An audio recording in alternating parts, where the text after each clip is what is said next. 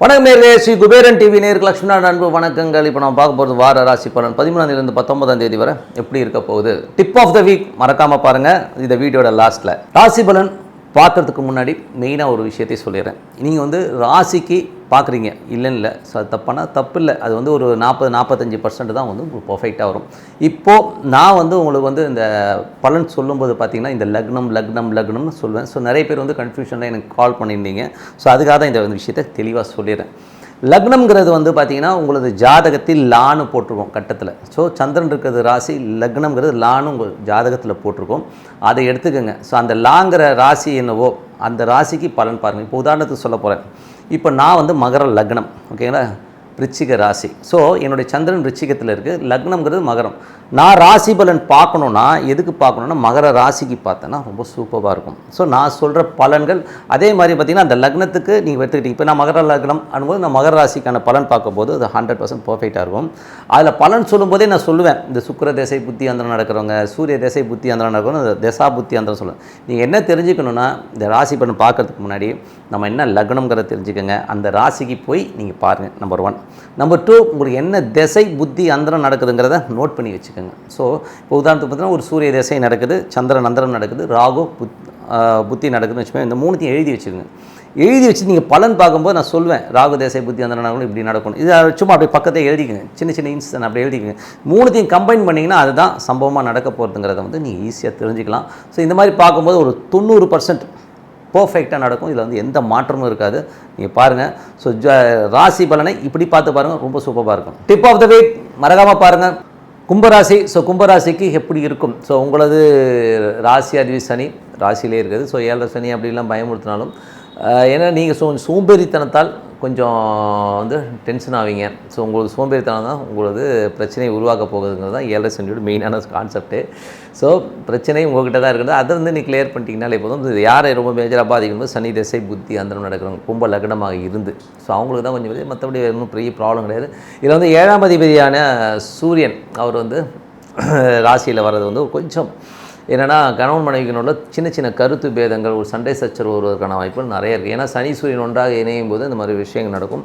கொஞ்சம் விட்டு கொடுத்து போங்க. ஒரு வாரத்துக்கு தான் இருக்கும், ஒரு வாரத்துக்கு அப்புறம் சரியாயிடும். ஸோ அதுவரை கொஞ்சம் கவனமாக இருந்துக்கிறது ரொம்ப ரொம்ப நல்லது. 2ஆம் அதிபதி மற்றும் 11ஆம் அதிபதி குரு 2லே ஆட்சி பெறுறது. அது மட்டும் இல்லாமல் பார்த்திங்கன்னா உங்களுக்கு 4-9ஆம் அதிபதி சுக்கிரனும் அங்கே உச்சமாகும்போது அப்பா அம்மாவனால் ஒரு பெரிய சொத்துக்கள் உங்களுக்கு கிடைப்பதற்கான வாய்ப்புகள், பெரும் பணம் வருவதற்கான வாய்ப்புகள், உங்கள் குடும்பத்திற்கு ஒரு பெரும் பணம் வருவதற்கான வாய்ப்புகள் ரொம்ப சிறப்பாக இருக்குது.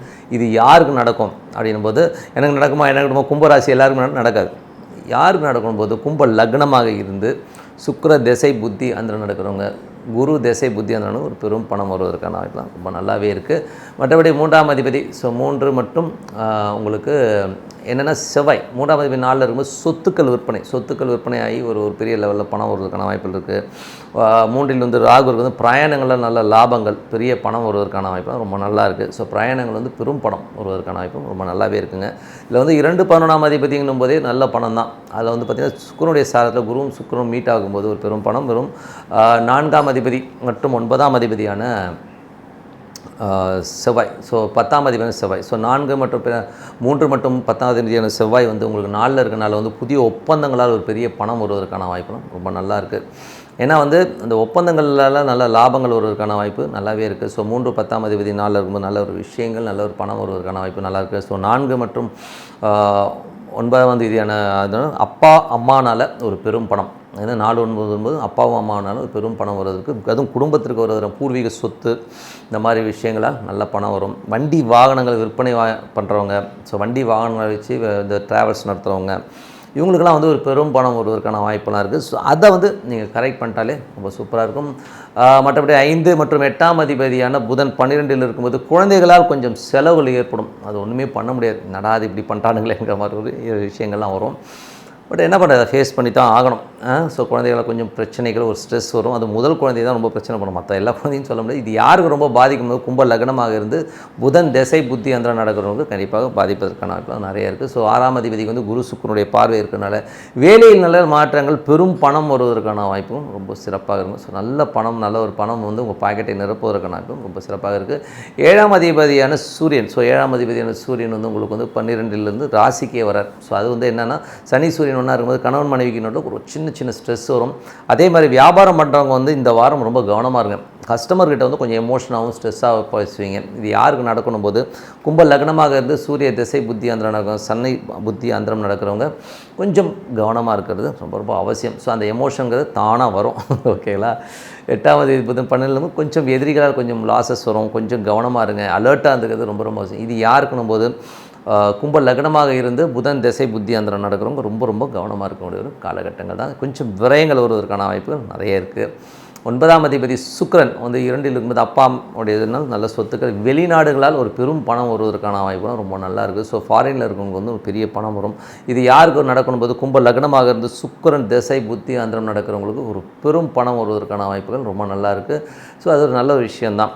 ஓகேங்களா? தொழில் ரீதியான விஷயங்கள், ஸோ தொழில் ரீதியான விஷயங்கள் எல்லாம் பார்த்திங்கன்னா நல்ல ஒரு ஏற்றங்கள், நல்ல ஒரு மாற்றங்கள்லாம் வந்து ஒரு பெரிய ஒரு லெவலில் முன்னேறுவதற்கான வாய்ப்பும் ரொம்ப நல்லாயிருக்கு. ஸோ இதில் வந்து பார்த்திங்கன்னா இந்த வாரம் வந்து உங்களுக்கு பெரிய பணம் வர்றதுனா கண்டிப்பாக வரும். அதுவும் 11ஆம் அதிபதி குரு வந்து ஆட்சியோடு இருக்கிறதும் சுக்கிரன் உச்சமாகிறதும் பார்த்திங்கன்னா ஒரு பெரும் பணத்தை கொடுத்துரும். யாராருக்கெல்லாம் வந்து குரு திசை, அதாவது கும்ப லக்னமாகிறது குரு திசை புத்தி அந்த நடக்கலாம் பெரும் பணம் வருவதற்கான வாய்ப்பும் ரொம்ப சிறப்பாக இருக்குது. சேஃப்டி பண்ணிக்கிங்க, அவ்வளோதான். பணம் வரும்போது சேஃப்டி பண்ணிக்கிறது ரொம்ப அவசியம். ஸோ நல்ல விஷயங்கள், நல்ல மாற்றங்கள்லாம் ஏற்படணும்னா மனதார இறைவனை பிரார்த்தனை பண்ணுங்கள். அந்த பிரார்த்தனைங்கிறது தான் நிறைய மேஜிக்ஸை பண்ணும். ஸோ அது பண்ண வந்து அடுத்த லெவல் முன்னேறுவதற்கான வாய்ப்பு ரொம்ப சிறப்பாக இருக்குது. Tip of the week. So tip of the வீக்கில் வந்து இப்போ இந்த வாட்டி சொல்ல போகிற விஷயம் ரொம்ப ஒரு கிரிட்டிக்கலான விஷயம். நிறைய பேர் வந்து எங்கிட்ட ஜாதகம் பார்க்கும்போதே சொல்கிற விஷயம், சார் என்ன சார் பரிகாரம் கேட்பாங்க. ஸோ பரிகாரங்கிறது வந்து மெயினாக வந்து நம்ம தெரிஞ்சிக்க வேண்டிய ஒரு முக்கியமான விஷயம். நிறைய ஜோதிடர்கள் வந்து அவங்களே வந்து ரேண்டமாக வந்து எழுதி கொடுத்துருவாங்க. ஒரு போயிட்டு பார்த்தீங்கன்னா இந்தாங்க இவ்வளோ பரிகாரம் 30,000 பண்ணுங்கள், அந்த யோகம் பண்ணுங்கள், அதை பண்ணுங்கள், யாகம் பண்ணுங்கள், என்னென்னவோ சொல்லிடுவாங்கன்னு வச்சுக்கோமே. அந்த கோயிலுக்கு போங்க, 10 வாட்டி முங்குங்க, இதெல்லாம் சொல்லுவாங்க. ஸோ அது உண்மையாக பொய்யானா அது நான் வந்து பரிகாரங்களை அவ்வளோ எழுதி கொடுக்கறது இல்லை. ஏன்னா என்னை பொறுத்த வந்து பிரார்த்தனை ஒன்றே போதும்னு நினைக்கிற ஒரு ஆள் நான். ஸோ எனக்கு வந்து இந்த லிங்க்கெல்லாம் வேறு இல்லை. நிறைய பேர் வந்து அங்கங்கே லிங்க்கெல்லாம் வேறு வச்சுருவாங்க. வந்து ஒரு பிஸ்னஸ் மோட்டில் பண்ணுறவங்க வந்து அது பண்ணுவாங்க. பட் எனக்கு அது நேரம் இல்லை. நான் வேறு ஒரு ஃபீல்டில் இருக்கனால என்னாலுக்கு வந்து இந்த மோடில் போக முடியலைன்றது தான் உண்மையான விஷயம். பட் அது அவங்களுக்கு தப்புன்னு சொல்ல மாட்டேன். அதில் வந்து ஒர்க் அவுட் ஆகுதுன்னா ஒர்க் அவுட் ஆகுது. சில பேருக்கு ஒர்க் அவுட் ஆகுது இல்லைன்னு சொல்ல மாட்டேன். அதில் வந்து கிங்ஸ் எல்லாம் இருக்காங்க. அதில் வந்து பரிகாரத்துக்குனே கிங்கெல்லாம் இருக்காங்க. பெரிய லெவலில் வந்து சொல்கிறவங்களாம் இருக்காங்க. பட் நம்ம அந்த இதில் போகல. ஆனால் பரிகாரம் வந்து நிறைய இடங்களில் பார்க்கும்போது என்ன நடந்திருக்குன்னா, நிறைய பேர் வந்து பரிகாரம் பண்ணி காரில் போவாங்க. கார் பரிகாரம் பண்ணிட்டு வரும்போதே பார்த்திங்கன்னா அந்த கார் ஆக்சிடென்ட் ஆகிரும். நிறைய நடந்திருக்கு. ஓகேங்களா? அதே மாதிரி ஒரு பிரச்சனைக்காக பரிகாரம் பண்ண போவாங்க. அந்த பரிகாரம் பண்ணிட்டு போனோன்னா அந்த பிரச்சனை இன்னும் பூதாகாரம் வெடிச்சிடும் நிறைய பேருக்கு. இதெல்லாம் ஏன் நடக்குது? ஸோ பரிகாரம் யார் பண்ணலாம், பண்ணக்கூடாது, அது வந்து மேஜராக தெரிஞ்சுக்கணும். இது வந்து ஜோதிடர்களே தெரியாது. நிறைய பேருக்கு வந்து இந்த விஷயம் வந்து ஜோதிடருக்கே தெரியாது. ஏன்னா பரிகாரம் வந்து எல்லா ஜாதகத்துக்கும் பண்ண முடியாதுங்க. சில கர்மாக்கள் வந்து நீங்கள் அனுபவிச்சு தான் தீர்க்கணும். அதில் வந்து இதே கிடையாது. யாருக்கெல்லாம் அனுபவிச்சே தீர்க்கணும், பரிகாரம் கிடையாதுங்கிறத மெயினாக சொல்லிடுறேன். ஃபஸ்ட்டு வந்து செவ்வாய். ஸோ நீங்கள் வந்து ஒரு திருமணம் சார்ந்த உறவுக்காக ஒரு பரிகாரம் பண்ண போகிறீங்கன்னு வச்சுப்போமே. அப்படி இருக்கும்போது 7ல் செவ்வாய் இருந்தாலோ, இந்த 7ஆம் இடத்தை செவ்வாய் பார்த்தாலோ, இல்லை 7ஆம் அதிபதியோடைய சாரத்தில் செவ்வாய் இருந்தாலோ, இந்த செவ்வாய் தொடர்பு இருந்தாலே அந்த பரிகாரம் பலிக்காது. அது என்ன பண்ணணும்னா இன்னும் நெகட்டிவிட்டியை அதிகம் பண்ணிடும். நீங்கள் வந்து இருக்கிற பிரச்சனையை இன்னும் பெட்ரோல் ஊற்றி விட்டு போகிற மாதிரி பத்தன்னு எரிய ஆரம்பிச்சிடும். ஸோ அதனால் வந்து அந்த பரிகாரத்துக்குரிய அந்த பாவத்துக்கான இப்போ ஒரு சொத்து சம்மந்தமான விஷயங்களில் வந்து 4ஆம் பாவத்துக்கு ஒரு பரிகாரம் பண்ண போகிறீங்கன்னா அங்கே வந்து செவ்வாயோடைய பார்வையோ இல்லை ஒரு தொடர்பை ஏற்பட்டுச்சுன்னா கண்டிப்பாக அந்த பரிகாரம் பலிக்காது, பிரச்சனையை பெருசு பண்ணும். நம்பர் 1. 2வது அஷ்டமாதிபதி. இப்போ உதாரணத்துக்கு வந்து பார்த்திங்கன்னா உங்களுக்கு ஒரு ஜாதகத்தில் வந்து ஒரு அஷ்டமாதிபதிங்கிற ஒரு விஷயம் கண்டிப்பாக இருக்கும். ஸோ அந்த அஷ்டமாதிபதி தொடர்போ பார்வையோ இருந்துட்டால் அந்த பரிகாரம் பலிக்காது, பிரச்சனைகள் அதிகம். இந்த 2 ரூல் தான். ஏன்னா அஷ்டமாதிபதி தொடர்போ இல்லை செவ்வாயோடைய தொடர்போ இருந்ததுன்னா கண்டிப்பாக அந்த பரிகாரங்கள் பலிக்காது. அதனால தான் வந்து நிறைய பேர் வந்து பார்த்திங்கன்னா அந்த பரிகாரம் பண்ணிட்டு வரும்போதே ஆக்சிடென்ட் ஆகுறது, கீழே விழுறது, சார் நான் பரிகாரம் பண்ணிட்டு வந்தேன் சார், கால் ஒடிச்சிச்சு சார்மா. ஸோ இது மாதிரி விஷயங்கள்லாம் நிறைய நடக்கிறதுக்கு காரணம் இது வந்து தெரியாமல் சில ஜோதிடர்கள் எழுதி கொடுத்தது, அவங்களோட கமிட்மெண்ட்டுக்கு எழுதி கொடுத்ததுக்கு இவர் மாட்டிக்கிறதும் உண்டு. ஸோ அதனால் வந்து இந்த மாதிரி விஷயங்களில் போகும்போது ரொம்ப ஜாக்கிரதையாக இருங்க.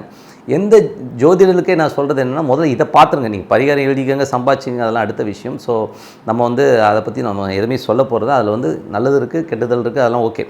நான் என்ன சொல்கிறேன்னா, பரிகாரம் எழுதி கொடுக்கறதுக்கு முன்னாடி ஜோதிடர்களும் வந்து யோசிக்கணும். செவ்வாயுடைய பார்வை இந்த பரிகாரத்தை செய்ய விடுமா, செய்ய விடாதா. அதே மாதிரி அஷ்டமாதிபதியோட திசை நடக்குது, இல்லை அஷ்டமாதிபதியோடைய திசையோ இல்லை செவ்வாய் திசையோ புத்தியோ அந்தரமோ நடக்குது, இல்லை அன்றைக்கி வந்து செவ்வாயோட நட்சத்திரம் போகுது, அஷ்டமாதியோட நட்சத்திரம் போகுது, இந்த மாதிரி தொடர்புகள் இருக்கிற காலகட்டத்திலையும் நீங்கள் பரிகாரம் பண்ணக்கூடாது. ஸோ இதெல்லாம் வந்து மைண்டில் வச்சுக்கிட்டு பண்ணணும். ஏதோ சொல்லிட்டாங்க நான் போய் பரிகாரம் பண்ணுறேன், கோயிலுக்கு போயிட்டு வரேன்னா ஆப்புங்கிறது தானாக வந்து நீங்களே போய் வாங்கிக்கிற மாதிரி ஆகிரும். ஸோ அதனால் வந்து தயவு செய்து வந்து இந்த பரிகாரங்களை பண்ணுறதுக்கு முன்னாடி 1க்கு 10 வாட்டி யோசித்து இதில் இந்த விஷயங்கள் இருக்காங்கிறத நீங்களே பார்த்துக்கலாம். இல்லை தெரிஞ்ச ஜோதிடர்களுக்கு வந்து இது ஒரு கேட்டு தெரிஞ்சுக்கணும். ஏன்னா வந்து இதுதான் இந்த வாரம் மெயினான டிப்பு. ஏன்னா பரிகாரத்துக்காக தான் எல்லாருமே ஜோசியம் பார்க்குற 90% கேட்குறதே வந்து பரிகாரம். இன்னும் பரிகாரம் மட்டும் வாழ்க்கை மாறிடுமா? கிடையாது சார். கர்மாங்கிறது நம்ம அனுபவிச்சு தீக்கணும்.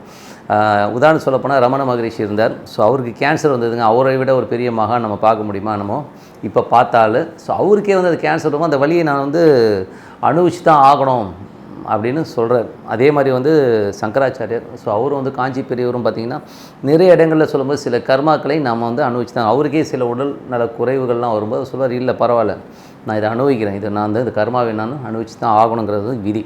ஸோ அதனால் வந்து நம்ம ஃபிசிக்கலாக முயற்சி எடுத்து அந்த விஷயத்துலேருந்து வெளியில் வர்றதுக்கு பார்க்கணுமே ஒழிய, பரிகாரம் பண்ணும்போது ரொம்ப ரொம்ப உஷாராக இந்த மாதிரி விஷயங்களை பார்த்துட்டு பரிகாரம் பண்ணுங்கிறது தான் டிப் ஆஃப் த வீக்கு. கண்டிப்பாக வந்து பரிகாரம் பண்ணுறதுக்கு முன்னாடி யோசிச்சு பண்ணுங்கள், ஓகேங்களா? ஸோ நல்ல விஷயங்கள், நல்ல மாற்றங்கள்லாம் ஏற்பட இறைவனை பிரார்த்தனை பண்ணுங்கள். நன்றி, வணக்கம். ஸ்ரீ குபேரன் டிவியை பார்த்தமைக்கு நன்றிகள். மேலும் இது போன்ற தகவல்களை தெரிந்து கொள்ள ஸ்ரீ குபேரன் டிவியை சப்ஸ்கிரைப் செய்யுங்கள். மறக்காமல் பெல் ஐக்கானை கிளிக் செய்யுங்கள்.